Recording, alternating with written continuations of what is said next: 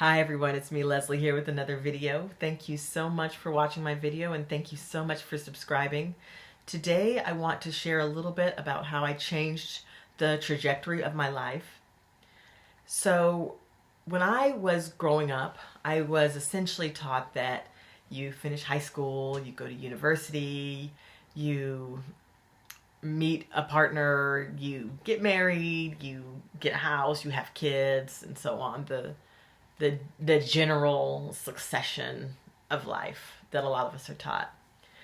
And I found myself in around 2011, 2012 hating my life. And I had gone to university. I met a great guy. I had purchased a house, and it was a house with a fence because I had a sweet dog. He was 9 at the time. And I got the job that I thought I really wanted out of university. It went with my degree, and I thought life was pretty good. And then not too long afterwards, things started falling apart. I had to split with my partner. I was bored at my job, and my dog was now really old, and I was going to have to put him down soon. And so essentially I was just going to work, going home to a very depressing situation, and going to the gym, and then coming back home and going to sleep, and the next morning starting the process all over again, and my life sucked. I was super bored. I hated my life. I was really depressed. I wanted to die. And I had contemplated suicide for a while. And then finally I decided to start speaking up about how I was feeling. I was looking for some help. And a lot of the people around me, their life seemed to be pretty good. And I wasn't really understanding how people could be happy when I was so sad and never really happy. And then I started telling people, about some friends and family, about my problems, and essentially what I got was, people have it worse over here, or you should just be happy you have a job, or you should just be happy you have a house. But the last thing somebody who doesn't want to live anymore needs to hear is, oh, you should just be happy because XYZ. And I remember talking to my younger sister about my problems, and she took me seriously.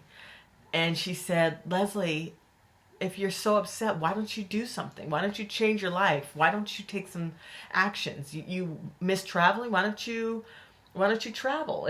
If the money's the issue, she said, I've got a friend that teaches English abroad, and Leslie, you love to teach, so why don't you consider teaching ESL, English as a second language, abroad? Not only will you be traveling, but you'll also be doing something you love. And she gave me those tips and that advice right in the nick of time, because my life was going down fast, and I felt like I was hitting rock bottom. And so when she gave me that advice, at first I hesitated, and I didn't take the advice. And then a few months later, I started whining to her again, and she was like, I've already told you what you need to do. I've already told you what you can do.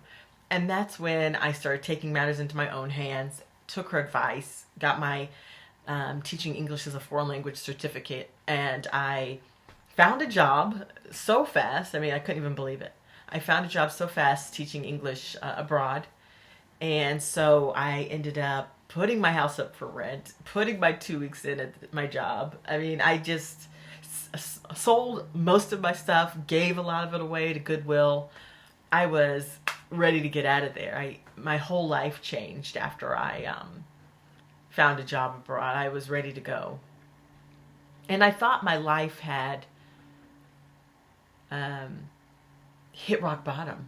I thought I was at rock bottom, and I was finally getting out of that bad place. I still remember sleeping on the rug in my dining room with just like a pile of clothes next to me because I had given everything away. I was the next day I was like the next day or two I was moving. I was catching the plane to Indonesia. I still remember sleeping on the rug and thinking, "Oh God, thank you. Thank you. Thank you. I'm so glad I'm getting out of here."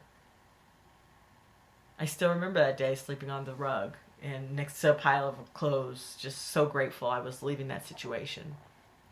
But little did I know that that was just the beginning of my downward spiral. So when we make sudden changes and try to change our life, that doesn't necessarily mean that that's the end of the struggle. And a lot of times we are struggling because we don't realize that we have a purpose in life.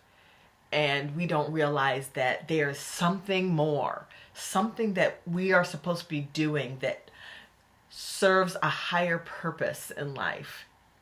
It's something that makes us better people, but it also illuminates and makes other people better as well. And so I wasn't living purposefully. I was just living, surviving.